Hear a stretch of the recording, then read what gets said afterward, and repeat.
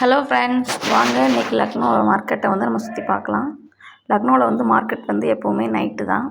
இங்கே வந்து சும்மா காய்கறி மட்டும் இல்லாமல் மசாலா பொருள், இந்த மாதிரி லேடிஸ்க்கு தேவையான திங்ஸு, துணி, அதாவது சின்ன சின்ன கடைகளாக வந்து போட்டிருப்பாங்க. இப்போ வந்து லக்னோ சீசனே என்னதுன்னா மக்காச்சோளம் தான்.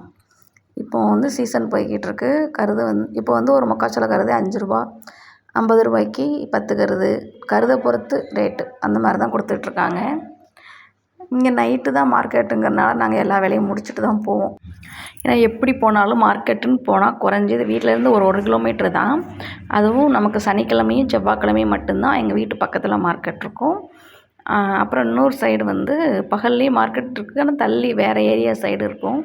இது வந்து இங்கே வந்து எப்படின்னா மோஸ்ட்லி கடை வச்சுருக்கிறவங்க வாங்கிட்டு வந்து நம்ம ஊரில் சொல்லுவோம்ல உழவர் சந்தை அப்படிங்கிற மாதிரி, கடை வச்சுருக்கிறவங்க வந்து ஒரு இடத்துல பொருளை வாங்கி சேல் பண்ணுறத விட அவங்க தோட்டத்தில் விளையும் இல்லையா, இப்போ சொரக்காய் விளையும், வெள்ளரிக்காய் விளையும், அந்த மாதிரி என்ன பண்ணுவாங்கன்னா அவங்களே வந்து அவங்க தோட்டத்து காயை கொண்டு வந்து சும்மா சிம்பிளாக எல்லாமே ஒரு வண்டி கடை இல்லைன்னா சும்மா கீழே சாக்கு விரித்து ஒரு 1/2 கிலோமீட்டருக்கு மேலேயே கடையாக தான் இருக்கும்.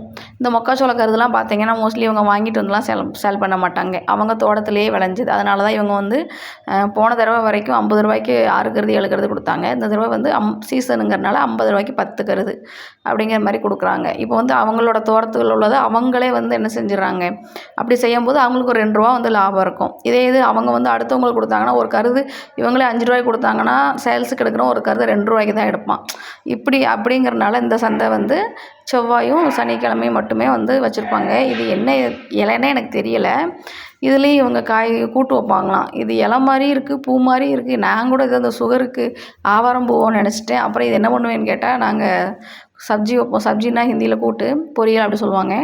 சப்ஜி வைப்போன்ட்டாங்க. நானும் உத்து பார்த்தேன். ஆனால் எனக்கு என்னென்னு தெரியவே இல்லை கடைசி வரைக்கும். நம்ம ஊர் சைடில் நான் அதை பார்த்ததே இல்லை. அப்புறம் பத்தி அவங்களால என்னென்ன சின்ன சின்ன கடைகள் போட முடியுமோ போட்டிருப்பாங்க. அப்புறம் தேங்காய் வந்து நார்த் இந்தியாவில் ஒரு நம்ம ஊரில் ரேட்டு கூட்டிட்டுன்னு சொல்கிறாங்க.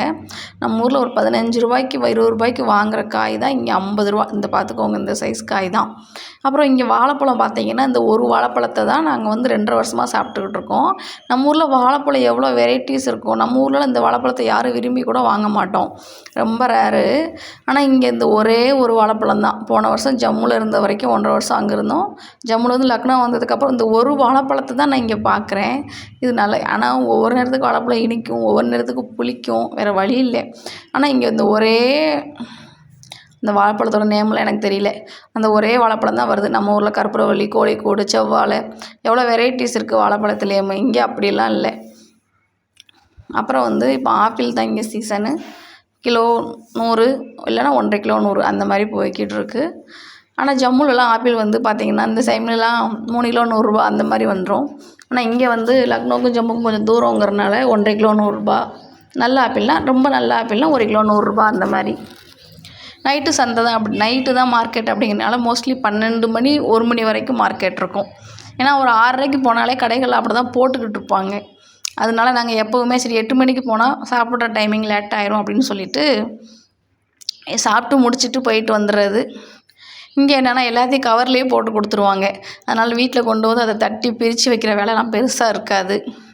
அதுக்கப்புறம் அதை அப்படியே ஃப்ரிட்ஜில் எடுத்து வச்சுட்டு தூங்கிட வேண்டியதுதான். எல்லா கடையுமே இருக்கும். ஸ்நாக்ஸ் கடை, இந்த துணி, பிள்ளைங்களுக்கு டவுசர், ஜட்டி, ஷார்ட்ஸ் இந்த மாதிரிலாம் போட்டிருப்பாங்க. ரொம்ப நாளைக்கு அப்புறம் புடலங்காய் கிடச்சிது. அவங்க அவ்வளோதான் வச்சுருந்தாங்க. அதுவும் அவங்களோட தோட்டத்து காயாக தான் இருக்கும்னு நினைக்கிறேன்.